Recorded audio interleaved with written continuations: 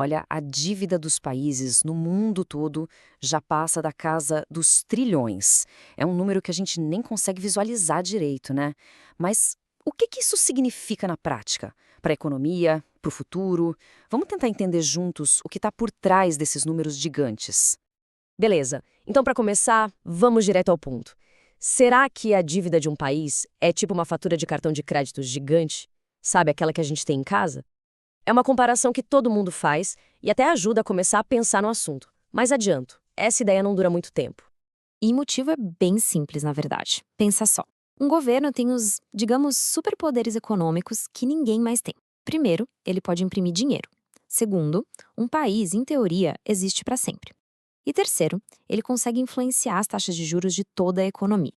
São essas diferenças que explicam o porquê de alguns países conseguirem carregar dívidas enormes e outros entrarem em crise por muito menos. Certo. E para ver como isso funciona no mundo real, vamos olhar para o caso mais famoso de todos, os Estados Unidos. A dívida deles é astronômica. Só que a economia americana joga com umas regras um pouco diferentes do resto do mundo. E quando eu digo astronômica, é disso aqui que a gente está falando. A projeção oficial é que até 2055, a dívida federal dos Estados Unidos chegue a 156% do PIB. Ou seja, o país vai dever bem mais do que tudo que ele produz em um ano inteiro. Para ter uma ideia, esse é o nível de dívida que a gente costuma ver só em tempos de guerra. É muita coisa. Tá, mas para onde está indo todo esse dinheiro? O interessante é que a maior parte não é com gastos novos, sabe? São compromissos já assumidos há muito tempo. Coisas como a previdência social, os programas de saúde para idosos e, claro, os juros da dívida que já existe. É uma bola de neve, basicamente. Uma coisa vai alimentando a outra. E quais são os riscos disso tudo? Bom, segundo os próprios analistas do governo americano, é uma corrente. Uma dívida muito alta pode segurar o crescimento da economia. Com a economia crescendo menos, fica ainda mais difícil pagar a dívida. Isso aumenta o risco de uma crise e, no fim da linha, pode até abalar a confiança no dólar. Aí vem a grande pergunta: se o risco é tão claro, por que o mundo não está em pânico? A resposta é o pulo do gato. A dívida dos Estados Unidos não é só uma dívida, ela é, ao mesmo tempo, o investimento considerado o mais seguro do planeta. O mundo inteiro, governos, grandes empresas, investidores, compra títulos do Tesouro Americano. E essa demanda toda faz com que os Estados Unidos consigam pegar dinheiro emprestado, pagando juros bem baixos. Ok, mas e quem não tem esse superpoder? Quem não emite a moeda que todo mundo quer? Aí a história muda completamente. Para entender essa outra realidade, vamos dar um pulo lá na Turquia. Olhando os dados da economia turca, uma coisa fica bem clara. O que move o país é o consumo das pessoas, a demanda interna. E isso cria um dilema gigantesco. Para controlar a inflação, o governo precisa, de alguma forma, diminuir esse consumo. Só que se pisar muito no freio, a economia inteira pode parar. É um equilíbrio muito, muito delicado. Então veja a diferença. Enquanto nos Estados Unidos a discussão é sobre o tamanho da dívida, na Turquia o grande inimigo é a inflação. A estratégia principal é manter os juros bem altos para dar uma esfriada na economia. Mas como a gente falou, é aquele equilíbrio. A dose do remédio precisa ser exata. Se for forte demais, mata a doença, que é a inflação. Mas pode matar o paciente junto, que é o crescimento econômico. E as metas que eles estabeleceram são bem ousadas. O Banco Central da Turquia quer derrubar a inflação de forma bem rápida nos próximos anos. E isso só mostra o tamanho do desafio que eles têm pela frente.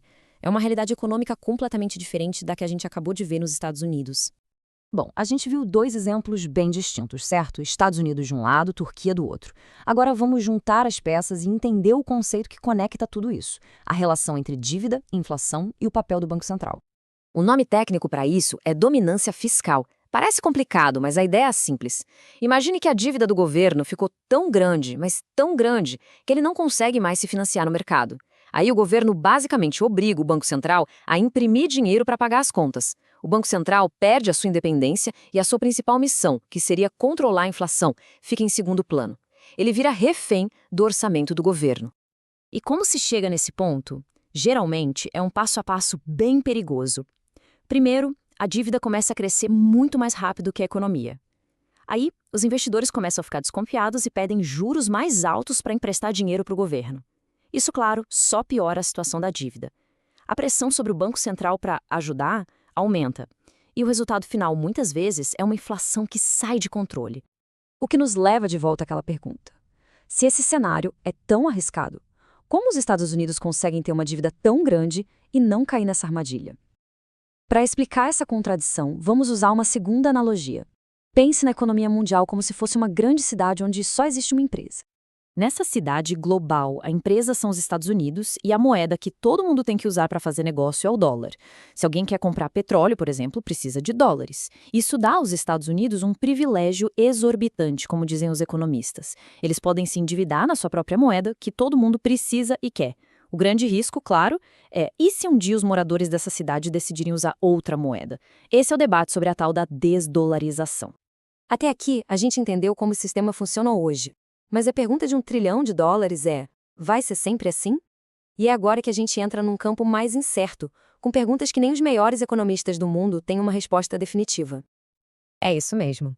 Por mais que existam modelos, gráficos e teorias, a verdade é que em economia existem certas lacunas de conhecimento, pontos cegos. E admitir o que a gente ainda não sabe é fundamental para entender o quadro completo. Por exemplo, existe um número mágico, um percentual exato de dívida sobre o PIB que dispara uma crise? A resposta é não. Ninguém sabe, porque depende muito mais da confiança do que de um número. Outra, com que velocidade o mundo poderia de fato deixar de usar o dólar? É algo para daqui a 5, 50 ou 100 anos? Impossível saber. E aquela ideia de que um país pode crescer para sair da dívida, ou seja, a economia crescer mais rápido que os juros, isso tem limite? São perguntas em aberto. E tudo isso nos leva a uma reflexão final. O sistema financeiro que a gente conhece, que governou o mundo por quase 80 anos, foi construída em cima do dólar e dessa capacidade única dos Estados Unidos de se endividar. Mas o poder econômico no mundo está mudando. A pergunta que fica é: será que, com essa mudança, as próprias regras do jogo também vão precisar ser reescritas?